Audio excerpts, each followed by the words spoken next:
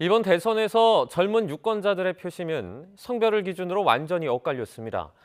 젠더 이슈가 부상하면서 2030 남녀가 각각 총결집한 모습인데 윤석열 당선인은 성별 갈라치기는 없다고 강조했습니다. 구수봉 기자입니다.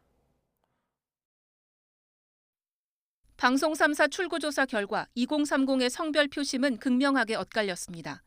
20대 남성에서는 윤 당선인이, 반대로 20대 여성에서는 이 후보가 60% 가까이 얻을 걸로 예상된 겁니다. 20대만큼은 아니지만 30대도 양상은 비슷했습니다. 30대 남성의 절반 이상이 윤 당선인으로, 반면 30대 여성은 절반 가까이가 이 후보로 쏠릴 걸로 예상됐습니다. 양당이 젠더 갈등을 10분 활용한 결과로 분석됩니다.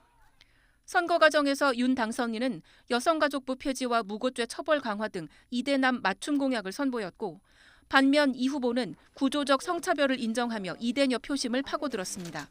20대 여성 표심이 상당히 부동층으로 좀 많이 남아 있었던 그런 그 상황이었었거든요, 막판에. 그런데 이 표심이 이재명 후보 쪽으로 많이 이동을 한 것이 좀 확인이 좀 되고 있습니다.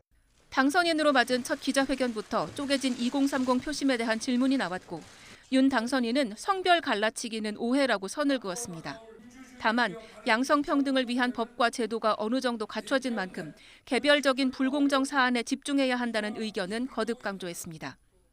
남녀의 성별을 갈라치기 할 이유가 뭐가 있겠습니까?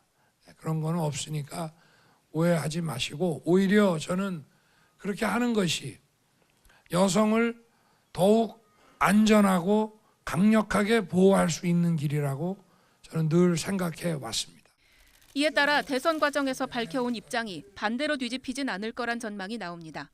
하지만 이대녀 표심이 역결집하면서 득표차가 미미하고 여성계의 반발이 거센 점 등을 고려하면 마냥 밀어붙이기도 쉽지 않은 상황입니다. 2030의 뚜렷한 성별 표심을 확인한 채 대선이 막을 내리면서 새 정부는 젠더 갈등 해소라는 무거운 과제를 안고 출범하게 됐습니다. YTN 구수본입니다.